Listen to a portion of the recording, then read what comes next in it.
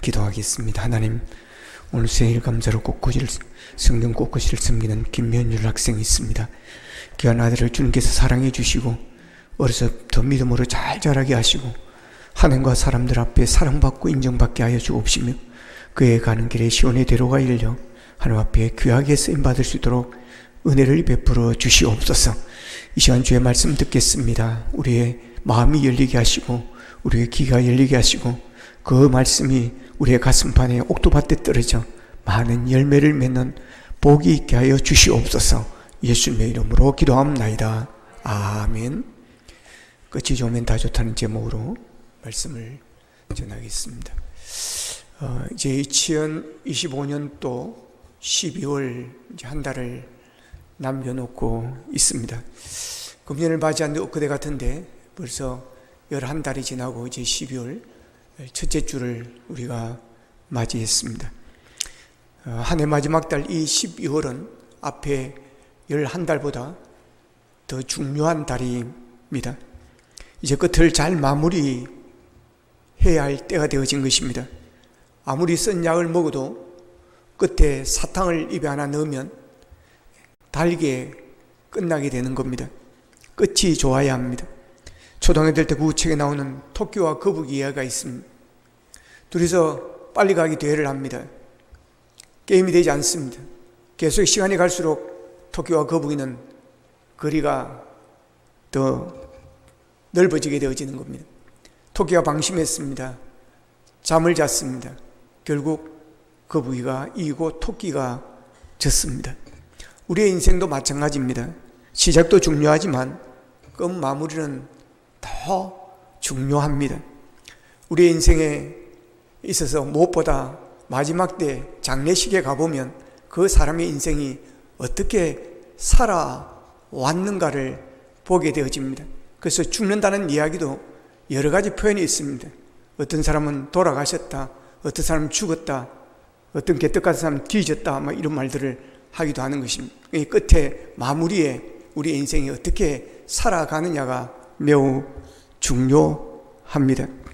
끝이 아름다우면 모든 게 다 아름답습니다. 끝이 아름다운 끝의 사건만 기억하는 그런 인물들이 있습니다.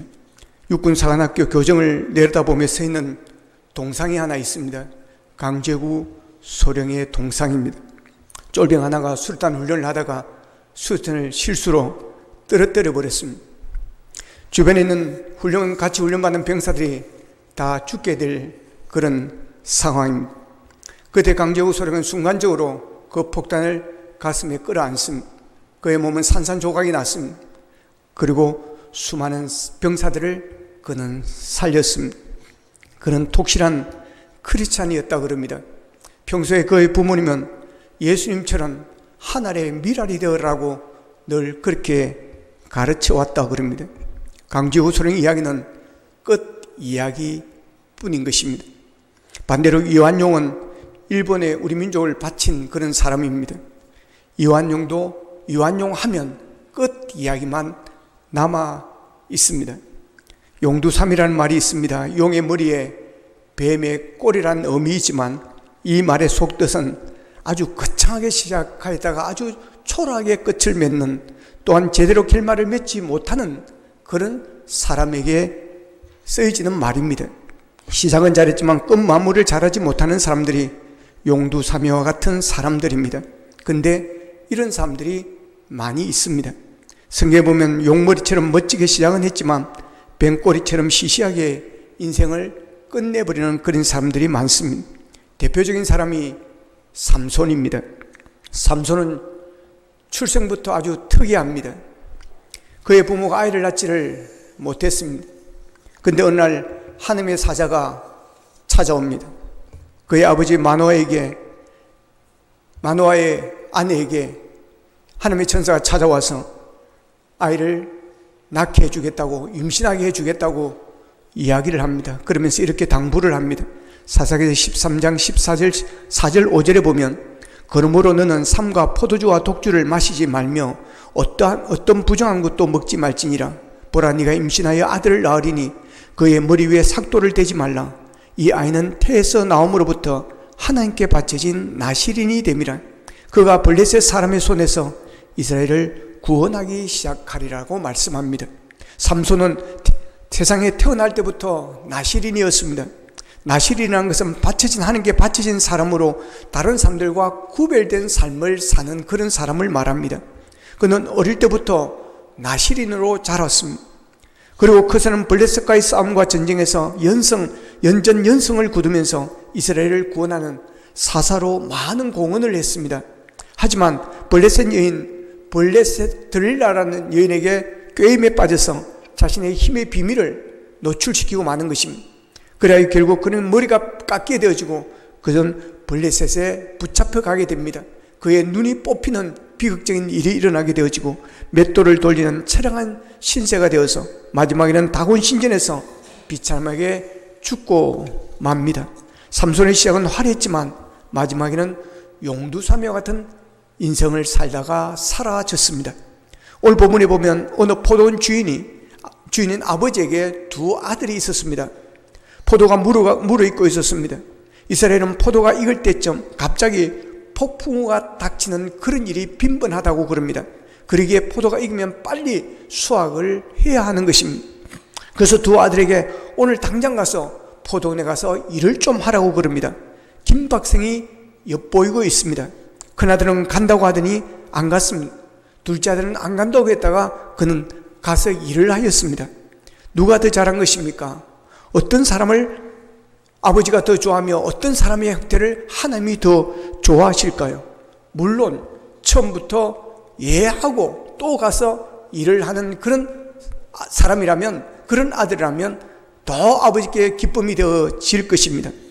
그런 사람을 하나님께서도 더 좋아하실 것입니다. 그러나 하나님의 마음을 처음부터 끝까지 모두 기쁘게만 하는 완전한 사람은 이 세상에 아무도 없습니다. 처음부터 끝까지 하나님의 마음을 상하지 않게 하고 일생을 지낸 사람은 단 한 명도 없습니다. 모세도 바울도 베드로도 다 하나님의 마음을 아프게 할 때가 있었습니다. 큰아들은 간다고 하다가 안 갔고 둘째 아들은 안 간다고 하다가 갔습니다. 맏아들은 처음에는 잘했습니다. 그러나 작은 아들은 끝에 잘했습니다. 작은 아들이 잘한 것이 무엇입니까? 어떻게 하여 작은 아들이 처음에는 포도밭에 일하러 가지 않겠다고 했다가 나중에 일하러 가게 된 것입니까? 뉘우쳤다는 것입니다. 처음에는 일하러 못 간다고 했는데 가만히 생각해 보니까 이것은 아버지께 내가 해서는 안 될 것이라는 생각을 하게 되어지는 것입니다. 뉘우친 것입니다. 이것을 신학적 용어로는 회개라고 말을 합니다. 둘째가 회개하였다는 것입니다. 끝이 아름다운 인생은 뉘우치는 자, 회개하는 사람인 것입니다. 회개하지 않고 뉘우치지 않는 자는 그 길로 계속 망하는 길로 가지만, 그러나 회개하고 뉘우치고 주님 앞에 엎드린 자는 그는 끝이 아름답게 마무리를 짓습니다. 회개가 무엇입니까? 원어로 메타노이아라고 말합니다. 돌아서다라는 그런 의미를 가지고 있습니다. 가던 길을 돌아서는 것입니다. 동으로 가던 길을 돌아서 서로 가는 것이고, 남으로 가던 길을 돌아서 북으로 가는 것입니다. 세상으로 향해서 가던 길을 하나님께로 향하여 돌아서는 것을 회개라고, 메타노이아라고 말하는 것입니다. 하나님께로 돌아서는 회개를 통해서 그 인생은 아름답게 마무리를 짓게 되어지는 것입니다. 십자가의 두 강도가 예수님 옆에 섰습니다. 한 강도는 예수님을 모욕했습니다. 그러나 한 강도는 거기서 회개했습니다. 예수님을 영접했습니다. 그래서 예수님께서 말합니다. 네가 오늘 나와 함께 천국에 있으리라. 그의 끝의 아름다움은 천국으로 마무리가 되어지는 역사가 일어났습니다. 미국의 평범한 빈민가에 도슨 트로트맨이라는 그런 사람이 있었습니다. 학창시절에, 청소년 시절에 얼마나 죄를 많이 짓고 다니는지, 나쁜 친구들과 어울려 다니면서 술을 마시고 온갖 나쁜 짓은 도맡아 하였습니다. 그러나 그의 어머니는 독실한 크리스찬이었습니다. 자나깨나 도선을 보면 얘야 죄를 지어서는 안 된다, 하나님의 말씀대로 살아야 된다, 교회를 나가야 된다, 입버릇처럼 말을 했습니다. 그러나 이 도선은 어머니의 말씀에는 아랑곳하지 않고 나쁜 짓을 계속해서 일삼았습니다. 그러던 어느 날 친구로부터 예쁜 여학생을 소개를 받았습니다. 첫눈에 이 여학생이 도선의 마음을 사로잡았습니다. 도선은 그에게 마음을 사기 위해서 어떤 것이든 하고 싶었습니다. 다행히도 그 여학생은 교회를 잘 다니는 그런 여학생이었습니다. 한 번은 그 여학생이 자기가 다니는 교회에 같이 가면 안 되겠냐고 말하면서 마침 이번 주 토요일에 학생들의 모임이 있으니 같이 가자는 제안을 합니다. 도수는 머뭇거리다가 이 여학생의 마음을 사기 위해서 같이 가겠다고 그럽니다. 토요일이 돼서 이 학생을 따라서 교회를 갔습니다. 마침 학생에서는 성경 암송대회가 있는 날이었습니다. 성경 10구절을 외우는 것입니다. 처음 나온 이 도슨이 속해 있는 팀은 이길 리가 만무합니다. 다행히 그날은 다른 팀도 그 성경 구절을 다 외우고 온 사람이 아무도 없었습니다. 그래서 한 주 더 연기를 하고 다른 성경 구절을 내어주었습니다. 도슨은 이 학생이 잘 보이기 위해서 집에 가서 이 성경 구절을 달달달 외웠습니다. 다른 일은 접어두고 오직 이 10개의 성경을 한 주 동안 줄줄 외웠습니다. 토요일이 되었습니다. 그런데 이 도슨으로 인하여 이 도슨이 속한 팀이 1등을 하게 되어집니다. 많은 친구들에게 박수를 받게 되고 선생님으로부터 칭찬을 받습니다. 그 다음 주에도 또 하게 되었는데 역시 도슨은 줄줄줄줄 외웠습니다. 또다시 이 도슨 팀이 1등을 했습니다. 도슨은 성경 암송대회가 있을 때마다 모조리 외웠고 그때마다 1등을 했던 것이었습니다. 그런데 시간이 좀 흘러서 이 학생과 거리가 멀어졌습니다. 도슨은 다시 나쁜 친구들과 어울러 술 먹고 방탕한 생활을 이어나가게 됩니다. 그러던 어느 날 공원을 지날 때였습니다. 그날도 술이 만취된 채 비틀거리면서 지나가고 있는데 한 흑인 경찰이 다가와서 이 도슨의 허리춤을 잡아챘습니다. 너 학생이지? 학생이 이렇게 술 먹고 술 취해서 다니면 되나? 경찰서로 가자. 그러면서 도슨을 경찰서로 끌고 가려고 했습니다. 도슨은 순간 아찔했습니다. 자기를 위해서 기도하시는 어머니가 떠올랐습니다. 자기에 대한 기대와 사랑이 있는데 고생하시는 어머니를 실망시켜서는 안 된다는 생각이 떠올랐습니다. 순간 도슨의 입에서는 자기도 모르게 하나님께 간절한 기도가 나왔습니다. 하나님, 이번 한 번만 저를 구해 주십시오. 그러면 교회 열심히 다니겠습니다. 경찰서로 끌려가지 않게 도와주십시오. 눈물을 흘리면서 기도하는데 문득 교회에서 성경을 외웠던 그 성경 암송 구절들이 생각이 나면서 그 말씀들을 외우면서 붙들고 기도를 했습니다. 요한일서 1장 9절, 만일 우리가 죄를 자백하면 그는 미쁘시고 어로오사 우리 죄를 사하시며 우리를 모든 불의에서 깨끗하게 하실 것이요. 로마서 5장 8절, 우리가 아직 죄인 되었을 때 그리스도께서 우리를 위하여 죽으심으로 하나님께서 우리에 대한 자기의 사랑을 확정하셨느니라. 예레미야 33장 3절, 너는 내게 부르짖으라. 내가 내게 응답하겠고 네가 알지 못하는 크고 은밀한 일을 내게 보이리라. 전에 암송했던 이 구절들이 막 튀어나오면서 도슨은 자기도 모르게 성경 말씀을 잇대어서 간구하면서 눈물을 흘리면서 회개하기 시작하였습니다. 이 경찰을 보면서 놀라게 됩니다. 이 아이가 눈물을 흘리면서 애원하는 것이 진정성으로 보였습니다. 야, 너 왜 그러니? 너 그러면 다시는 이제 죄를 지으면 안 돼. 예, 한 번만 봐주십시오. 다시는 안 그러겠습니다. 그는 가까스로 경찰의 손에서 벗어나게 되었습니다. 그는 이 학생이 잘 보기 위해서 열심히 성경 암송했던 그것이 이때에 이렇게 빛을 발할 줄이야 그는 미처 몰랐습니다. 그래서 성경 암송의 중요성에 대해서 그는 절실히 깨닫게 되어집니다. 자기를 경찰의 손에서 구해준 것은 이 성경 말씀이었음을 그는 깨닫고 그는 다시 교회로 돌아오게 되어집니다. 열심히 성경을 읽습니다. 듣습니다. 묵상합니다. 암송하기 시작했습니다. 급기야 성경을 연구하는 그룹을 만들고 그 이름을 내비게이터라고 이름을 지었습니다. 한 번은 그날도 선교의 일로 바쁘게 가고 있는데 뉴욕주의 수른호에서 물에 빠져 죽어가는 한 소녀를 보게 되어집니다. 모두들 손을 놓고 저걸 어쩌나 하고 발만 동동 구르고 있을 때 도슨이 뛰어들어서 그 소년을 구해냅니다. 그 소년을 살려내고 결국 자기는 거기서 죽게 되어지는 것입니다. 30대의 젊은 나이로 그는 이 세상을 떠나게 되어집니다. 비록 짧은 생애를 살았지만 도슨 한 사람부터 시작한 이 네베토 선교회는 전 세계로 퍼져나가서 우리나라에서도 대학가를 중심으로 직장인과 사회단체에 없는 곳이 없을 정도로 복음이 확산되어 가고 있습니다. 도슨은 세상으로 가던 그 발걸음을 하나님께로 향하여 돌아서는 이 회개의 역사를 통해서 놀라운 일을 이루었습니다. 한 사람의 회심이 이렇게 놀라운 부흥의 역사를 일어나게 만든 것입니다. 그래야 도선의 인생은 끝이 아름다운, 마무리가 멋있는 빛나는 인생이 되어졌습니다. 예수님의 제자였던 가룟 유다가 왜 비참하게 그렇게 망하게 되어진 것입니까? 예수님을 팔아먹었기 때문입니까? 그렇지 않습니다. 가룟 유다의 실패는 회개의 실패였습니다. 예수님께서 가룟 유다가 예수님을 팔 것이라는 것을 이미 알고 있었습니다. 마태복음 26장 21절에서 23절에 보면 예수님께서 제자들과 함께 식사를 하시면서 그럽니다. 너희 중에 하나가 나를 배반할 것이다. 그러자 제자들이 긴장하게 되어집니다. 매우 슬퍼하면서 한 사람 한 사람씩 예수님께 묻기 시작합니다. 주님, 제가 그 사람은 아니죠. 주님, 제가 그 사람은 아니죠. 그러자 예수님께서 나와 함께 그릇에 손을 넣는 그 자가 나를 배반할 것이다 그럽니다. 생각해 보십시오. 예수님과 3년을 함께 다녔습니다.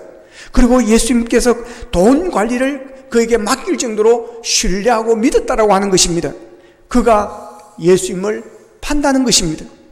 사실 그것을 모르는 게 낫습니다. 모르고 있다가 당하는 게 훨씬 낫습니다. 근데 나를 팔 자를 알면 더 마음이 아프고 실망스럽지 않겠습니까? 그런 사람을 알면서 어떻게 같이 식사를 하며 여러분 어떻게 같이 다닐 수가 있겠습니까? 근데 예수님은 그것을 알면서도 화를 내지 않고 같이 식사를 하였습니다. 왜 그렇게 하신 것입니까? 회개할 기회를 주신 것입니다. 시간을 주신 것입니다. 화를 내지 않고 같이 식사를 할 수 있었던 것은 그가 돌아올 기회를 주고 기다렸다라고 하는 것입니다. 이것이 여러분 하나님이요, 이분이 바로 예수님이신 것입니다. 가룟 유다는 회개하지 않았습니다. 가룟 유다가 예수님의 12제자 중에 하나로 선택되었다는 것은 영광 중에 영광입니다. 그렇게 좋은 자를 뺏기고 말았습니다. 예수님을 은 30냥에 팔아 넘기고 말았습니다. 그리고 후회하고 자살하였습니다. 사도행전 1장 16절에서 18절에서 이렇게 말해주고 있습니다. 같이 한번 읽어보겠습니다. 시작. 형제들아, 성령이 다윗의 입을 통하여 예수 잡는 자들의 길잡이가 된 유다를 가리켜 미리 말씀하신 성경이 응하였으니 마땅하도다. 이 사람은 본래 우리 수 가운데 참여하여 이 직무의 한 부분을 맡았던 자라. 이 사람이 불의의 싹수로 밭을 싸고 후에 몸이 곤두박질하여 배가 터져 창자가 다 흘러나온지라. 가룟 유다의 시작은 화려하였습니다. 그러나 끝이 안 좋은 사람이 되었고 여러분 불의의 도구로 쓰임받는 그런 사람이 되었습니다. 자기에게 주어진 축복을 공을 차듯이 차버린 그런 불행한 사람이 되고 만 것입니다. 회개하지 않음이 결국 끝이 불행하게 된 것입니다. 그러나 바울은 예수 믿는 사람을 핍박하는 것으로 시작합니다. 스데반을 죽인 데도 동참하였습니다. 그것도 마음에 차지 않아서 다메섹까지 갑니다. 가서 예수 믿는 사람들을 잡아다가 옥에 가두든지 죽이려고 하는 작정으로 가는 것입니다.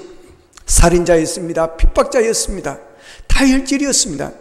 그런 그가 다메섹 도상에서 예수님을 만나게 되어집니다. 누구를 만나는 자가 그의 인생이 여러분 아주 중요합니다. 잘못 만났기에 사람을 만나게 될 때 그 인생이 불행해지는 것이고, 그러나 좋은 사람을 만나고 예수 믿는 사람을 만나고 예수님을 만난 자는 여러분 그 인생이 복될 줄로 믿으시기를 바랍니다. 바울은 거기서 예수님을 만나고 그는 회개합니다. 예수 믿는 자를 죽이러 가던 발걸음을 이제는 하나님께로 향해서 주님을 향해서 일생을 복음 전하는 데 바치게 되어집니다. 오라는 데는 없어도 갈 곳이 많은 그런 사람이었습니다. 한 곳에 머물러 있는 항성이 아니라 항상 다니는 유성이었습니다. 바울은 네 번째 전도 여행을 하였습니다. 이렇게 복음으로 살고 복음에 죽는 심령으로 살다가 로마에서 순교를 하게 됩니다. 바울이 순교한 자리가 지금도 로마의 생생하게 남아있습니다. 목이 잘려 죽었습니다. 사형시키는 이가 내 마지막 소원이 뭐냐고 묻습니다. 바울은 말합니다. 단칼에 베어다오. 그렇게 하여 그는 죽습니다. 시작은 안 좋았으나 끝이 좋은 사람이 바울이었습니다. 그것은 다메섹에서의 바울의 회개의 결과입니다. 회개가 그 사람의 끝을 아름답게 합니다. 아버지께로 돌아오는 이 회개가 그 사람의 마지막을 복되게 만들어주는 것입니다. 오늘 본문의 이 작은 아들은 처음에는 포도원에 일하러 가지 않겠다고 했다가 회개하고 반성하고 돌이켜 포도원으로 돌아온 것입니다. 회개하고 아버지께로 돌아와 그 인생의 마지막은 아름답고 끝이 보기가 좋은 것입니다. 두 번째로 오늘 본문의 둘째 아들의 끝이 좋을 수 있었던 것은 순종이었습니다. 비유 속에서 아버지께 순종했던 둘째 아들은 비록 처음에는 아버지의 뜻을 거절했지만 즉시 뉘우치고 회개하고 아버지의 뜻에, 아버지의 말씀에 순종하여 포도원으로 갔습니다. 우리도 하나님의 뜻대로, 하나님 아버지의 뜻대로 행하는 하나님의 자녀가 되어야 할 것입니다. 혹시 하나님의 뜻을 외면하겠다고 말했거나 외면했다면 즉시 뉘우치고 돌아서서 하나님의 뜻을 따르는 순종하는 자가 되어야 할 것입니다. 여러분, 순종할 때 하나님께서 기뻐하시고 놀라운 역사가 일어남을 기억하시기를 바랍니다. 우리 인생은 내일 일을 모릅니다. 그래서 우리는 내일 일은 난 몰라요, 하루하루 살아요. 불행이나 요행함도 내 뜻대로 못해요. 험한 이 길 가고 가도 끝은 없고 고네요. 주님 예수 팔렘이사 내 손 잡아 주소서라고 우리는 찬양을 부릅니다. 우리는 내일 일을, 또한 내년 일도 모릅니다. 큰 소리 빵빵 치지만 알 수 없습니다. 일기예보 틀린다고 뭘 하지만 틀리는 것이 당연합니다. 일기예보는 날씨를 예상하는 것뿐인 것입니다. 우리는 내일 일을 모릅니다. 불행이나 요행함도 내 뜻대로 못합니다. 그래서 우리는 주님 예수 팔렘이사 내 손 붙잡아 주소서라고 우리는 고백하며 찬양하는 겁니다. 내일 일을 모르지만 그분이 우리의 손을 붙잡아 줄 때 우리는 형통하게 되어질 것입니다. 그분이 우리의 손을 붙잡아 줄 때 우리가 넘어진다 할지라도 다시 일어서는 인생이 되어질 줄로 믿습니다. 주님께서 어떤 사람에게 팔을 내시고 손을 잡아 주실까요? 순종하는 사람입니다. 아브라함은 하나님께서 본토 친척 아버지 집을 떠나라고 그랬을 때 갈 바를 알지도 못하고 그는 떠나게 되어지는 것입니다.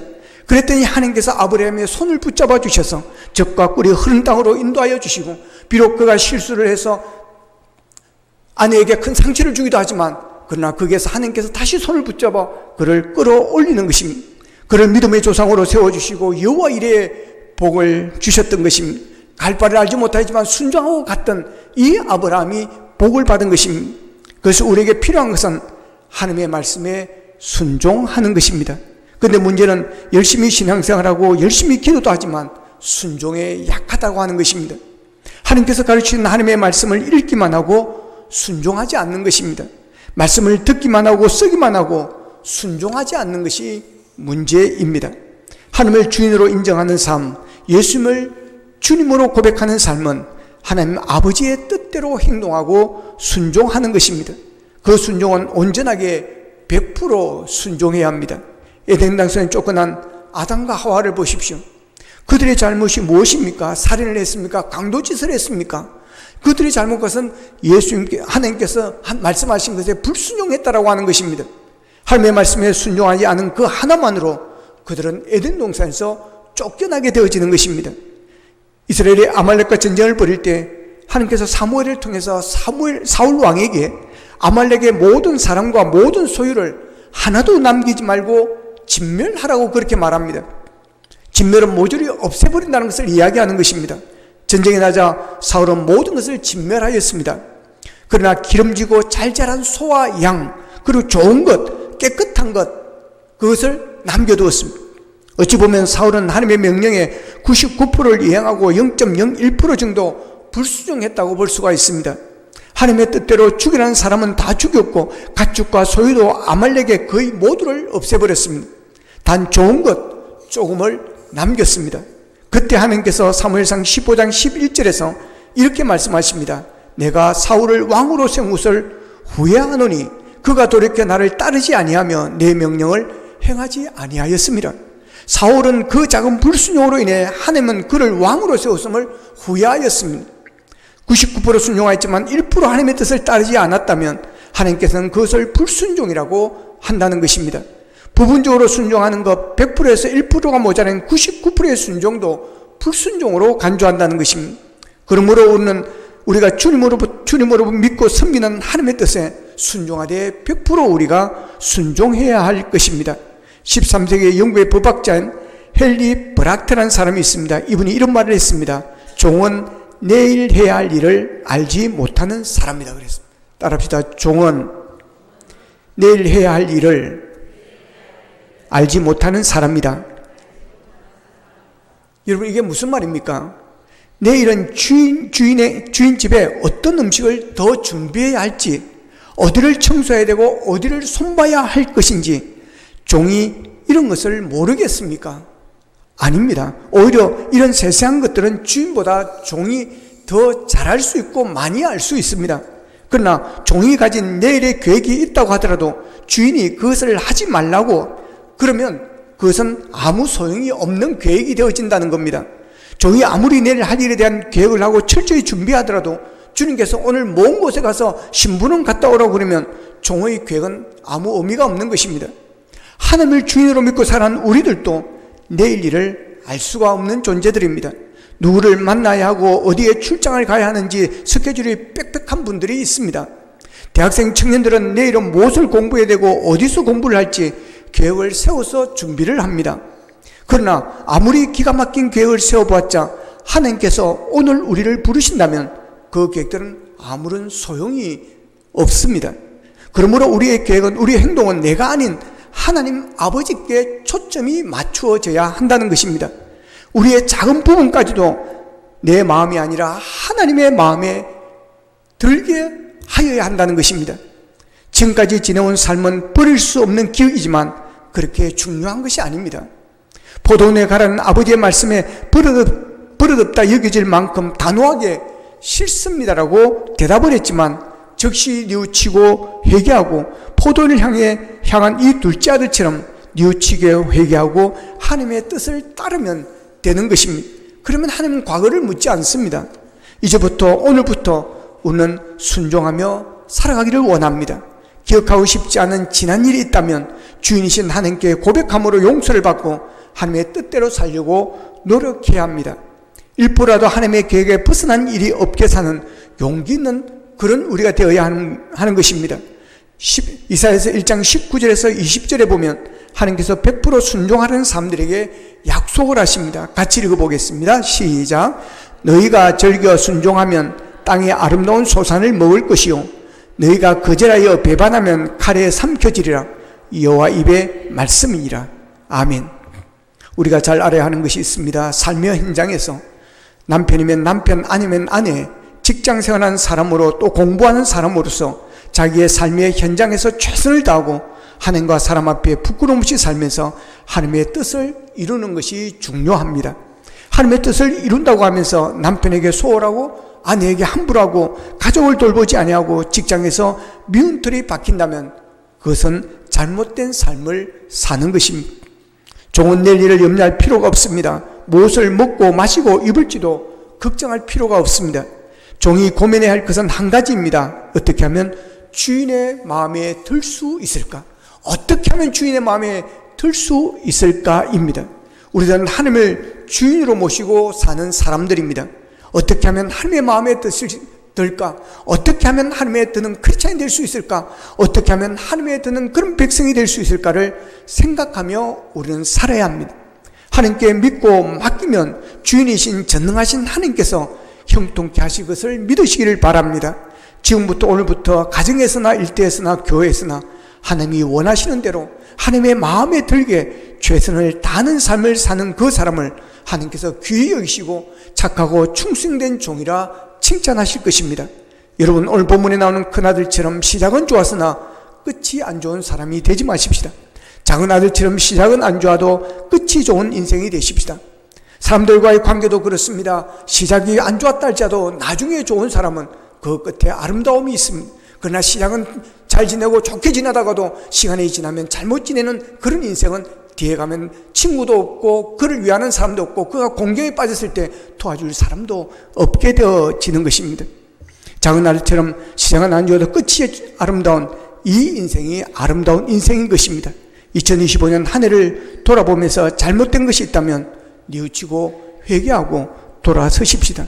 정리할 것이 있으면 정리하십시다. 그리고 하나님께 불순종한 것이 있다면 돌이켜 하나님 뜻에 순종하여 하나님께서 가라고 하시는 포도원으로 가기를 원합니다. 우리는 각기 다르게 태어났고 자랐고 살아가고 있습니다. 그 삶의 현장에서 빛되고 소금되어 하나님의 마음에 드는 삶을 살고 하나님의 뜻에 순종하는 그런 하나님의 백성이 되어야 할 것입니다.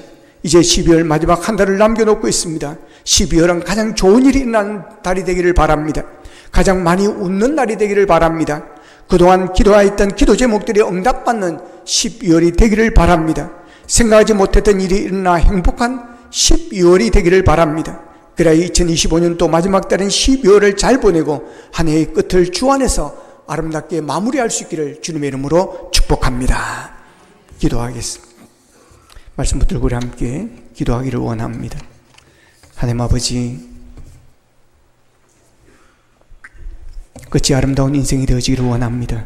마지막이 복된 인생이 되어지기를 원합니다.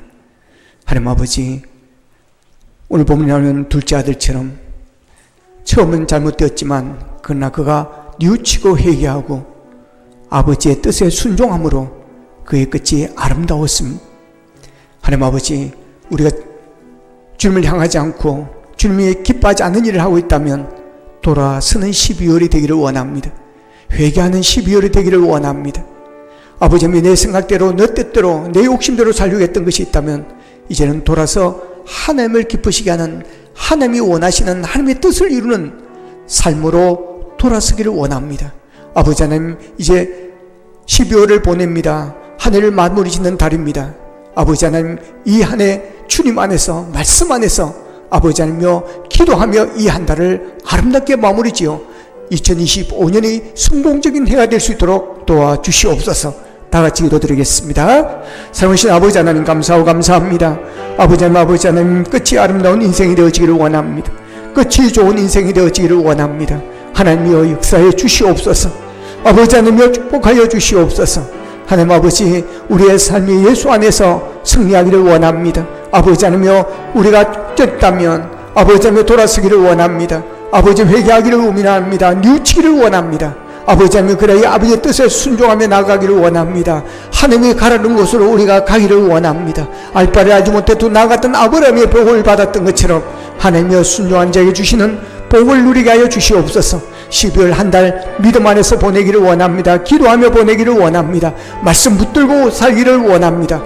그래 이 하늘을 아름답게 마무리하게 하시고 성공적인 2025년을 tud도록 도와주시옵소서.